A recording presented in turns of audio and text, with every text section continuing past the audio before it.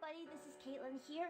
Welcome to 2019 and welcome to a new year of videos. Now you'll have noticed that I'm sitting in a different part of my room here with a different backdrop because I thought, you know what, I want to try and change it up a little bit in 2019 and try something a little bit different. So instead of recording my videos from my bed like I normally do with the kind of the background and the galaxy and whatnot, I thought let's have a backdrop of adorable Eevee plushies and whatnot to fill up this space and everything, because you know what? I love all these plushies that I collected over the years, not new stuff over here, so you can see them. I love these guys so much. Literally, I am such the biggest Evolution fan ever. I thought, why not make this my backdrop for a couple of videos and whatnot? If you guys like it, please let me know if you want me to keep it like this, or if you would rather I continue recording from my bed up there with more of the galaxy print in the background. But I think this is actually quite a cute backdrop here, and I think it would be nice to see all these gorgeous plushies I've collected over time. But today's video, well, I've been thinking about a couple of new ideas I wanted to do for 2019. And one of the things I wanted to do was to show you guys all the games that I currently own. Well, the physical ones.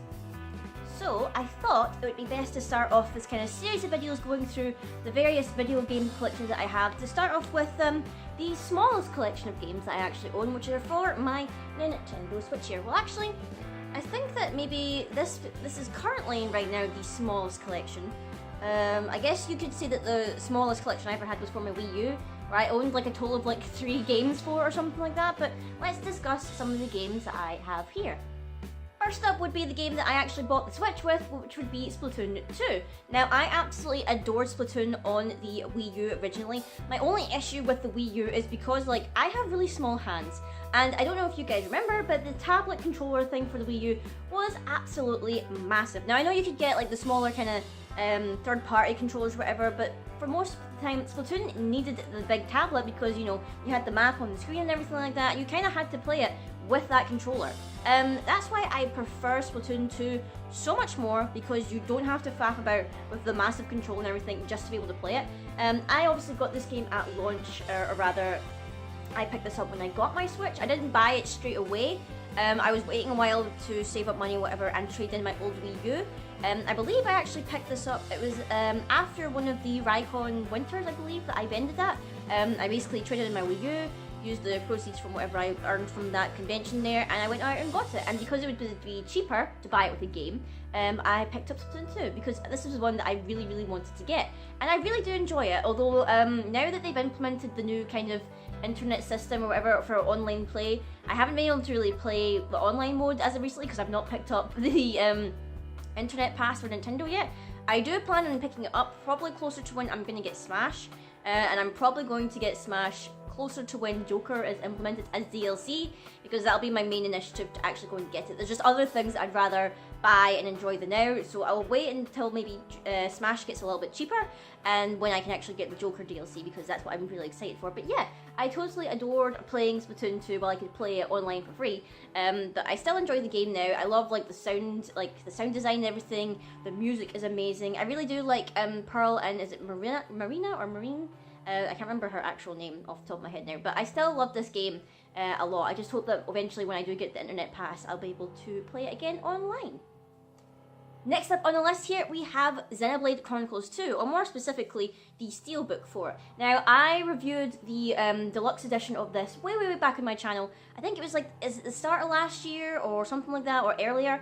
But yeah, I reviewed that video, so if you guys want to check it out, I'll put it in a little annotation up there or something like that. It'll probably be up there now that I think about it. But yeah, I was hyped as heck for Xenoblade Chronicles 2. After the first initial trailers and everything like that. I am a die-hard fan of the first game, Xenoblade Chronicles. I can tell you, I'm such a die-hard for the game. I got one of the new Nintendo 3DS's specifically so I could play the new 3DS port of it, and that was the only game I played on that new 3DS. I didn't play any other game on it, even though I was able to and everything like that, but I only specifically played Xenoblade Chronicles on it because I wanted to be that as my Xenoblade machine, and I even got the one that had the cover plates that were Xenoblade and everything, because I loved it so much. I adored that game. And I was highly disappointed by Xenoblade Chronicles X for the Wii U. It was just a completely different direction from the first game, where you had your own kind of crate character. It felt more pushed towards sci-fi element with the mechs and everything, and I wasn't really too keen on it, and starting the combat and everything, I was not really on board for it. But then Xenoblade Chronicles 2 came out, and my goodness, I love this game so much. The music, the characters, the atmosphere. A lot of people say that this game is really meme-worthy because of like some of the instances that happen, and yes, there have been some memes that have came out from this game or whatever, but that doesn't stop me from adoring it so much. If you are looking for a RPG for the Switch, I highly recommend this. Obviously, you don't need to have played Xenoblade Chronicles, because as far as I'm aware, they are not actually connected, though some people theorize that they are actually instances where, hey, they could actually be connected and whatnot. But I also haven't played the Torna expansion or whatever, or the Torna DLC. I need to get on board and get that and play that, because I really want to see more on this world, because this is just an incredible game. I love it to pieces, and I would highly recommend it for anyone who's looking for a good RPG or whatever to grind many hours into on their Switch. And just, this game is stunning, and one of the main things I love about it is all the lovely British accents that are in this, from the Welsh Nia to all the different Cockney and everything. I absolutely adore it. It just screams to me that this is such a British cast and everything. British cast? British cast. If I can say the word correctly. But yeah, I highly recommend this game in particular. Next one on the list here, we have Fire Emblem Warriors. Now this game is a little bit hit and miss, pardon the meme-tastic pun there, a little bit hit and miss to some people. Some people think that this is just kind of like a cash grab on the warrior style of gameplay, because we already had Hyrule Warriors and everything, and so they decided, hey, we're going to make Fire Emblem Warriors. And I don't know, it's kind of weird, because it's obviously very different from your standard Fire Emblem game and whatnot. I mean, come on, it's like definitely more action-packed rather than the RPG style of things, with the the tactic system and everything, and turn-based and all that stuff. It's very different. I feel like it's a good homage to some of the more recent characters, like obviously Fates and Awakening. Mainly I kind of adored the game for the interactions between characters, like the character scenarios, whatever, when they got to interact. Like, I think it was Odin, or not Odin, it was Owain interacting with Leo and stuff like that. And all those interactions that I love and crave for. I mean, I couldn't really care too much about the new Lord characters that they introduced. Probably one of the weakest Lord characters, like even the two of them that they ever introduced ever. I prefer Alphonse and Shrina from Heroes than I do over these two. In fact, I don't even remember their names. They're so dismal to me, but whatnot. But I still enjoyed it for that. I mean, I wouldn't say it's like on my highest tier of games I enjoyed. I mean, I still have the game, so it's not bad enough where I feel like I need to trade it back in and get some money back for it. But I think hopefully this maybe shows a little bit of promise as to what the actual Fire Emblem title will be on the Switch, which is apparently supposed to be coming out in March, but we've still not really heard anything about it. And I'm questioning whether it's actually going to come out in March. Well, I feel like it might come out in March for Japan, maybe not for the rest of the world. Might be a couple of months till we actually see it. But yeah, that's Fire Emblem Warriors, if you guys are interested in trying something different out. I know some people are sick of Fire Emblem at this point because of all the Fire Emblem characters in Smash. But yeah, if you want to try something different, you like warrior-style games, yeah, you might as well just try this one out. Next in this batch here is a game that I actually own on several different consoles. It is The Binding of Isaac Rebirth, or actually Afterbirth Plus. I always say Rebirth because Rebirth is the one I'm most familiar with, because that's the one I've played the most. But no, this is actually Afterbirth Plus.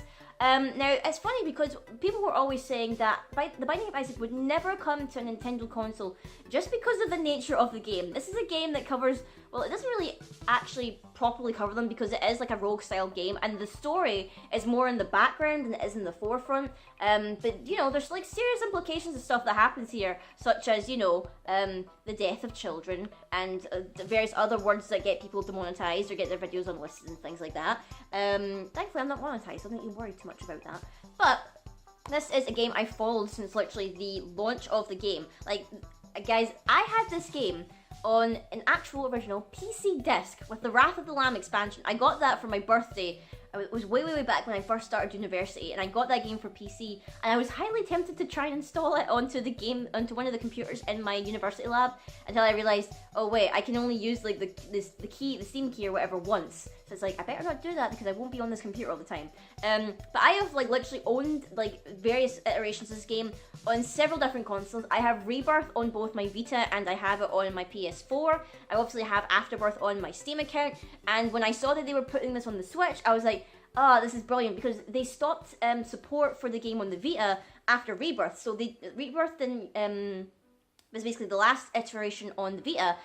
the Vita didn't get Afterbirth or Afterbirth Plus, which I found to be a huge disappointment because I loved the game and I loved the version that they made obviously for the Vita where it was like a bit more kind of pixely and stuff like that, and it was really, really interesting. So I was highly disappointed when Afterbirth and Afterbirth Plus didn't come to Vita, because literally the Vita is practically dead now. Like Sony are killing it and they're just trying to bury it into the ground at this point. But this is one of the main reasons I wanted to get this for the Switch, because it meant I could play this game on the go, and I am still chugging away at this game till this day because there's so much to unlock in it. There's so many different achievements or whatever, or things to unlock in the game. Like you think you've 100%ed it, like a whole new bit of the game opens up and everything, and it's a really good game for replayability. So I highly recommend this. And I also got this pretty cheap on Boxing Day. I think it was 2017. I got it on Boxing Day. I got it for like £10 or something like that in Boxing Day sales. So yeah, I would highly recommend this for its replayability, and you guys should definitely pick it up if you like those kind of games.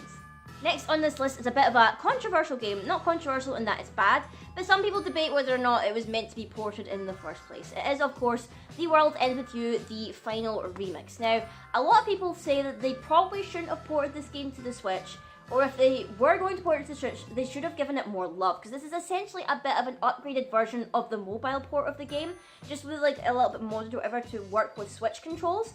And I do kind of agree in some aspects, because The World Ends With You really shone the best on the Nintendo DS, because obviously it used both the screens. That was the main gimmick.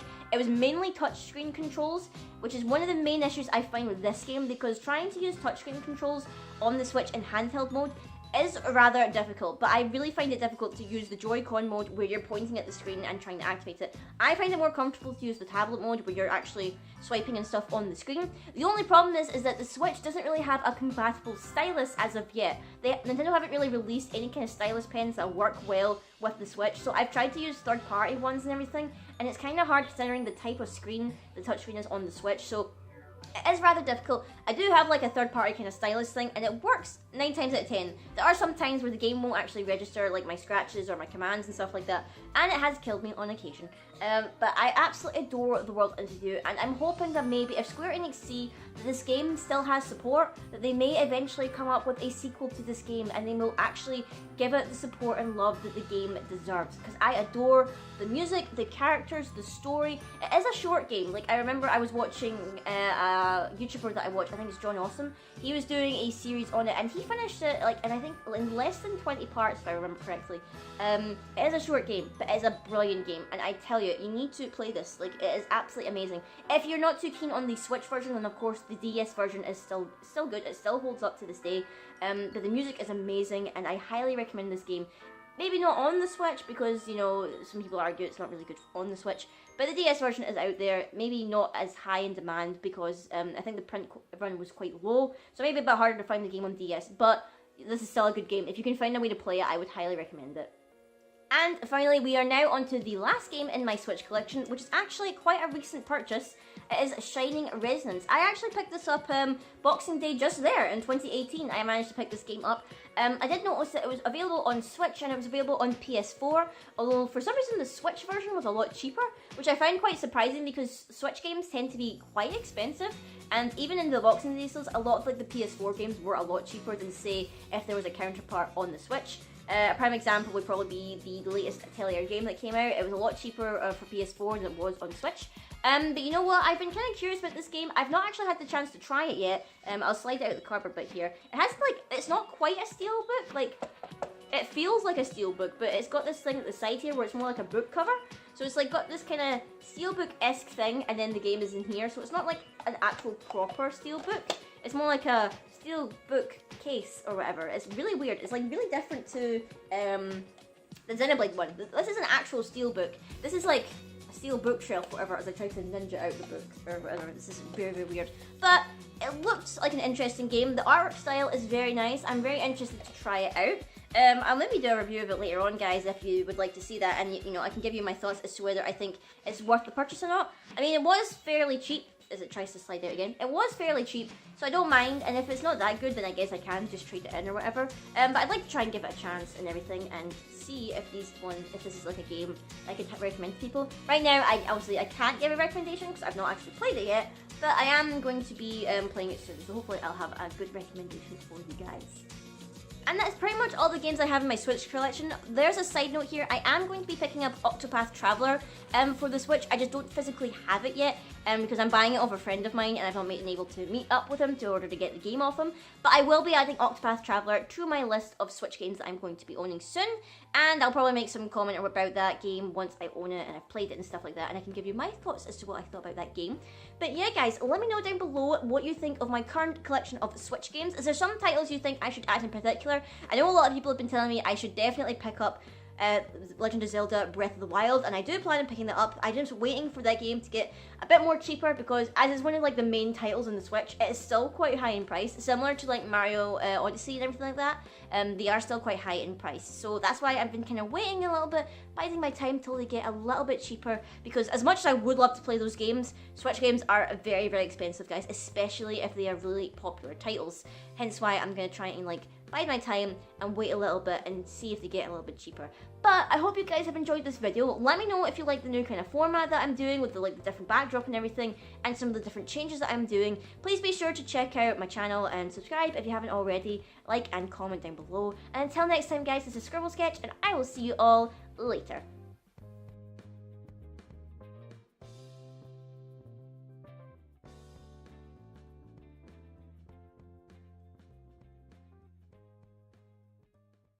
This video was made possible thanks to patrons such as Craig McCutcheon and Neko-Senpai.